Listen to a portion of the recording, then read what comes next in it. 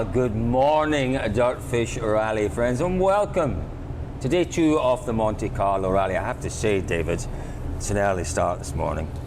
It's come around quickly, hasn't it, Colin? It has. Do you know what happened this morning to me in my hotel room? Can I tell you a quick story? Really? Yeah. You know, it was one of those unfortunate moments where we're in a hotel room not far from here. They've got one of those lovely vanity mirrors with those lights around them. Yeah. You're just your kind of mirror. For 1 second, I put the light on and then I saw my face and went, no, don't turn it off. It really is me. So it is a really early start to the morning, folks, but we have a huge day ahead of us here. I'll tell you what we'll do very, very quickly before we go into what's ahead of us today. Let's just quickly recap the overall standings at the end of yesterday. 2 stages yesterday, 40 plus kilometres. Tanak leads by 3.3 seconds from a flying Kalle Rovanperä. He had a fantastic day. Elfyn Evans, a solid day from him yesterday. 8.5 seconds off the lead in 3rd place. Thierry Neuville with his new co-driver, 4th at the start of today. 16 seconds adrift of our rally leader. Sébastien Ogier, difficult start to the rally for him. Brake problems. He finds himself in 5th and 16 seconds off the lead. Sordo is 7th, Lube is 8th. Mikkelsen at the end of the day was our leading Rally 2 car in 9th place, and in 10th place Mikkelsen is in 8th place. Formeau is in 9th place, Greensmith is in 10th place. Let's get very early, isn't it? Oh, it's very early. It's very early for all of that. Yeah. Let's talk about today, David. Biggest day of the rally, 124 Biggest day of a short rally, though, isn't it? A shorter rally. But 124 kilometres is a good length for any day of rallying in the WRC. What we're all talking about, though, David, is the weather and the conditions in the stages. Tell us what you know about this morning. From the recce, you know, we saw on the recce some real winter conditions, lots of snow, lots of ice coming in. From what we can see, even the ambient this morning at sort of 2 and 3 o'clock in the morning was around 3 and 4 degrees, so quite a lot warmer.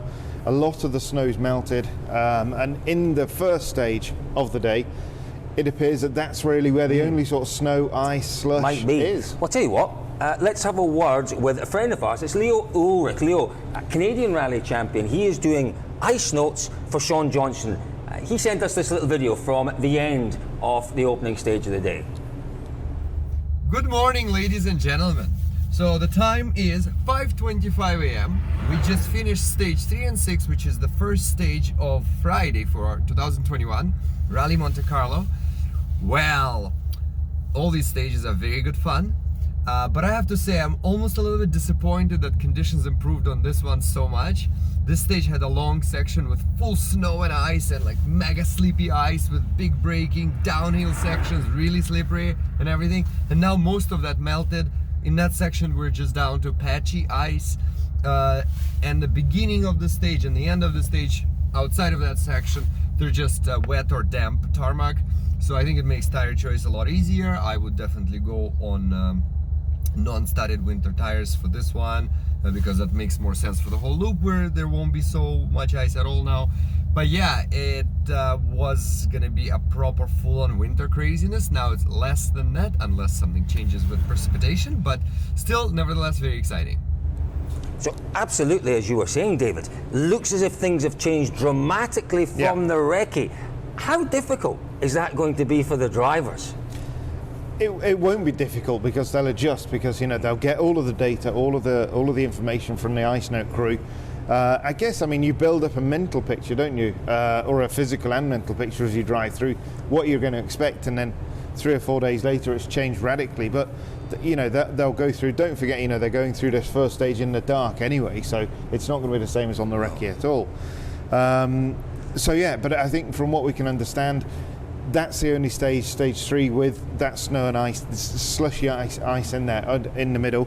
The road rises, it climbs all the way for a long way to, let me tell you now, it rises to... Got all the information, this man, isn't he? Got it all. 1,262 metres is the colt, and then it's downhill to the finish.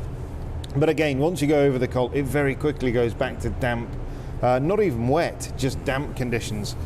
So what do you do? What do you do in there? You know, there will be drivers that will take the studded tyre, the studded winter tyre, because that will be the best choice over that sort of central... It's the best choice, it's the safest choice. Yeah, but no, it's the best choice for that 4 or 5 kilometres, isn't it? And that's where you're going to make up the time. But then across the whole loop, you know, if you've taken 4 studded tyres, you're really compromised.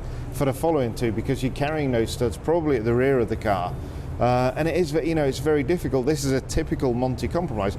But the other thing, what we do know for the second two stages is that there's not a lot of ice in there. In fact, it's just wet and damp. Still quite 3, 4, 5 degrees.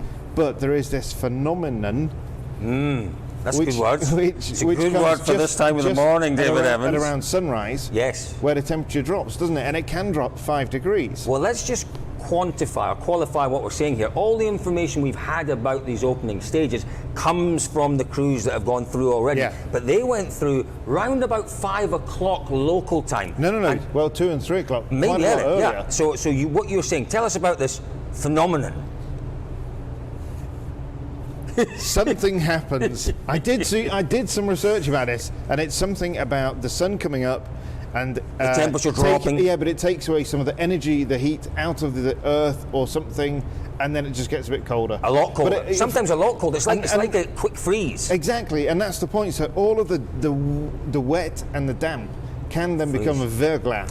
What's locally known. Verglas means black icy. So this is the thing that we have to watch out for this morning, is that the ice crews that have gone through the stages, they've done a great job, and they always do a great job, but they can only report to the drivers on the conditions as they see them. Yeah. They can't say, oh, well, listen, this might get icy before they come through. But this is where the real art of a great ice snow crew comes in that you can second guess where you're going to get that black ice coming. And that's where, somebody... That's very dangerous. I've talked to drivers about this before. That is very, very dangerous.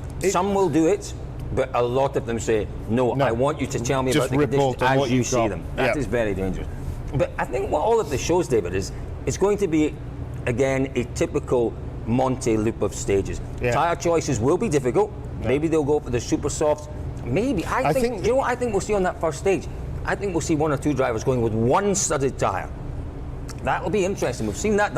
You're looking at me as if I'm a complete and utter loony.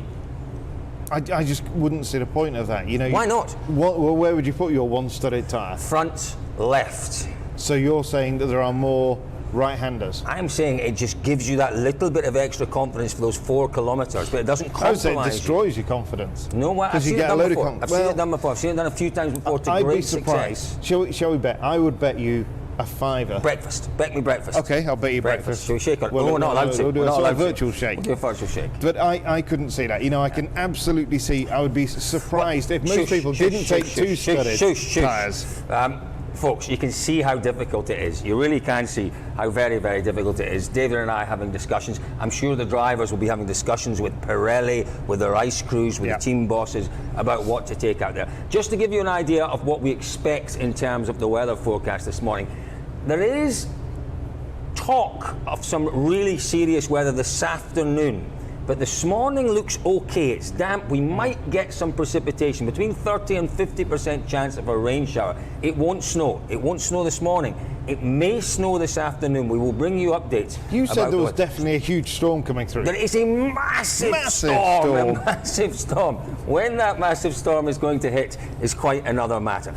David, quickly. You told me it was 11 o'clock. Don't put me on the spot.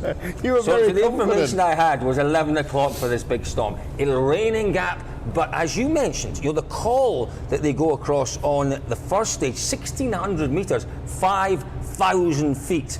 No, I said 1,262 metres. The highest point. The highest point. Feet. 1,000. The highest point of the morning is called the Perty at 1,300. There you go. On the third stage of the So really quite interesting. Interesting weather, interesting conditions out there, folks. Don't forget, David and I are going to watch and listen to every moment of action from today's rallying at the Monte Carlo. We will bring you regular updates as the day goes on. You'll get an update after every loop of stages. You'll get an update at the end of the day. You'll get an update on any incidents that might occur. So don't forget, stay with us. DirtFish.com is the place to be. And stay, because you'll see that Colin will be paying for breakfast. I might be paying for breakfast, folks. We'll see you later on.